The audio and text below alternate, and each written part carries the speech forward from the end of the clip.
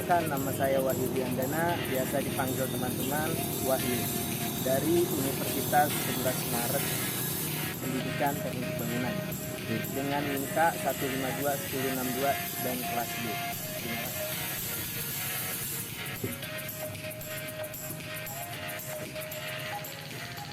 Kali ini aku mau bicara sesuatu nih, ada yang tahu nggak ya? Oh ya, sebelum memasuki materi, kita tonton cuplikan sebagai berikut ya.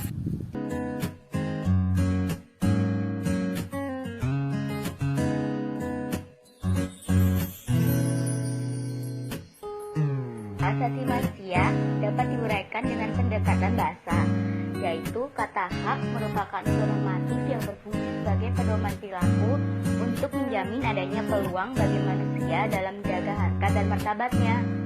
Kata asasi berarti yang bersifat paling dasar dan dimiliki manusia sebagai fitrah, sehingga tak satupun makhluk dapat mengintervensinya apalagi mencabutnya.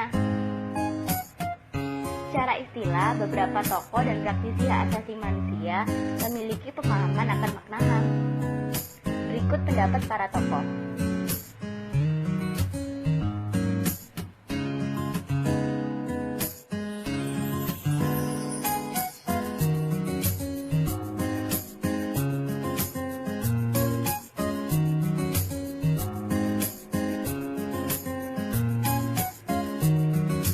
Konsep atau pengertian dasar hak asasi manusia bisa dilihat dari dimensi visi. HAM dilihat dari segi visi ada 3, yaitu 1.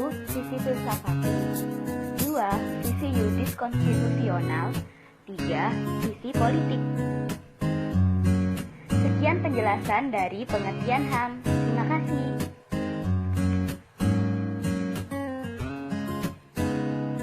Nah, dari cuplikan video berikut bisa diketahui kan, aku bisa cari topik yang akan aku bahas setelah ini. Jadi aku mau bahas sedikit tentang hak asasi manusia atau yang biasanya disebut HAM. Kalian tahu tidak apa itu HAM? HAM itu adalah hak yang melekat dalam diri manusia atau pada seseorang semenjak dia lahir atau ditiupkan ruh oleh Tuhan Yang Maha Kuasa di dalam kandungannya. Dan hak ini bersifat universal, teman-teman. Dalam artian universal berarti berlaku untuk seluruh manusia dimanapun dia berada dan kapanpun. HAM ini juga tidak bisa dicabut oleh manusia atau pada seseorang. Wah, jadi manusia itu keren banget ya, teman-teman. Bukan memiliki banyak hak asasi yang istimewa, tapi pada dasarnya hak-hak manusia juga memiliki batasannya. Pembatasan dari hak manusia salah satunya adalah hak orang lain. Jadi manusia pun tidak bisa bertindak sesuka hatinya mereka atau semaunya dia. Nah, tadi sedikit penjelasan tentang hak asasi manusia versi diriku ya. Oh ya, kalian tahu nggak? Dengan tersusunnya sistem pemerintahan yang sistematis, tidak lepas juga dari pelanggaran-pelanggaran HAM yang dilakukan oleh manusia. Nah, aku mau kasih tahu ini salah satu contoh pelanggaran HAM yang terjadi di sekitar kampus tercintaku ini atau kampus Universitas 11 Maret.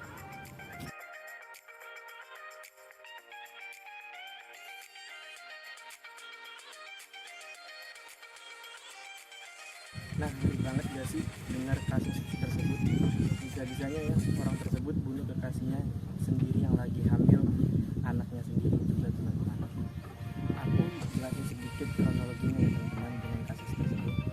Jadi dua mahasiswa ini adalah mahasiswa UNS atau Universitas 11 Maret pada tahun 2016 atau angkatan 2016. Nah, keduanya udah menjalin hubungan itu sejak kuliah, teman-teman. Dan yang akhirnya terjebak sama kegiatan yang terlarang tersebut. Karena kegiatan tersebut, akhirnya cewek tersebut hamil. Sang cewek sudah menerima segala hal resiko dan siap untuk memiliki anak, tapi tidak dengan laki-laki yang menghamilinya. Berkali-kali menyuruh kepada sang cewek untuk menggugurkan anaknya tersebut, tetapi pada perempuan tersebut menolak hingga akhirnya terbesit di kepala si cowok tersebut untuk membunuh si ceweknya ini. Nah, percobaan pembunuhan dilakukan 2 kali teman-teman, dengan dalih liburan. Percobaan pertama pun gagal dan percobaan kedua dilakukan di pantai Gunung Kidul di Yogyakarta teman-teman. Dalam aksinya, si cowok ditemani dengan tetangganya, yaitu laki-laki juga.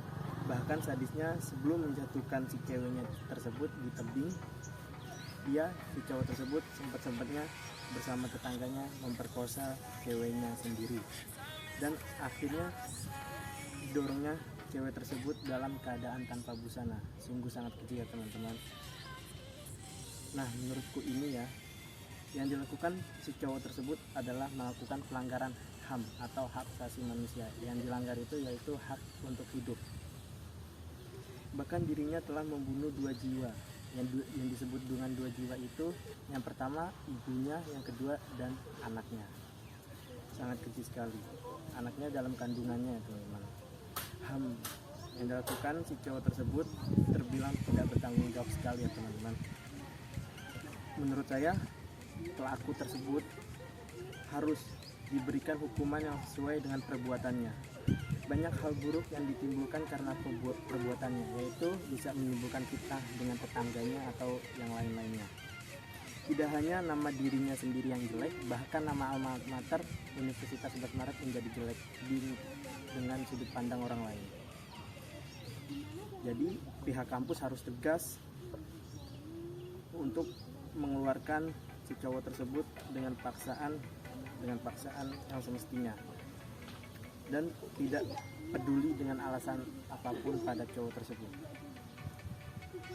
Solusinya itu dari kasus tersebut yaitu jangan menjalin hubungan yang berlebihan pas waktu kuliah.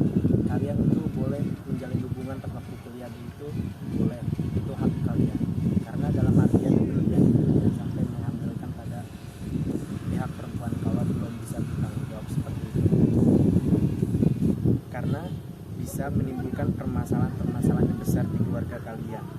Yaitu contohnya dengan kasus yang saya bahas sebelumnya teman-teman. Dan pada pihak cowok itu harusnya lebih bertanggung jawab atas perbuatannya tersebut, dan harusnya pelaku mendapatkan hukuman yang setimpal dengan perbuatannya. Pada perbuatannya tersebut bisa terbilang keji dan sangat sadis sekali. Ini pesan singkat dari saya ya. Kalau ini bermanfaat bisa kalian ambil, kalau tidak bermanfaat boleh dibuang jauh-jauh dari kalian. Mungkin kalian dititipkan orang tua itu untuk kuliah, untuk mencari ilmu sebanyak-banyaknya dan pengalaman sebanyak-banyaknya. Kalian bisa mencari ilmu dari dosen-dosen kalian yang hebat-hebat ini di Universitas 11 Maret, dan bisa mengambil pengalaman dosen kalian yang sangat-sangat sungguh luar biasa di Universitas 11 Maret ini. Kalian tuh harus mengambil, dan dengan mengambil ilmu-ilmu atau pengalaman dosen kalian bisa sukses dari situ. Dan mungkin kalau insya Allah kalau kalian sukses itu, mungkin kalian bisa mencari jodoh yang pas dan lalu dikenalkan kepada orang tua. Nah, itu yang menurutku yang baik seperti itu teman-teman. Mengapa aku tidak memiliki pasangan? Mohon maaf kalau saya curhat, karena saya punya prinsip saya harus sukses dan saya harus menyenangkan kedua orang tua saya, dan saya harus membuktikan kalau saya itu bisa sukses.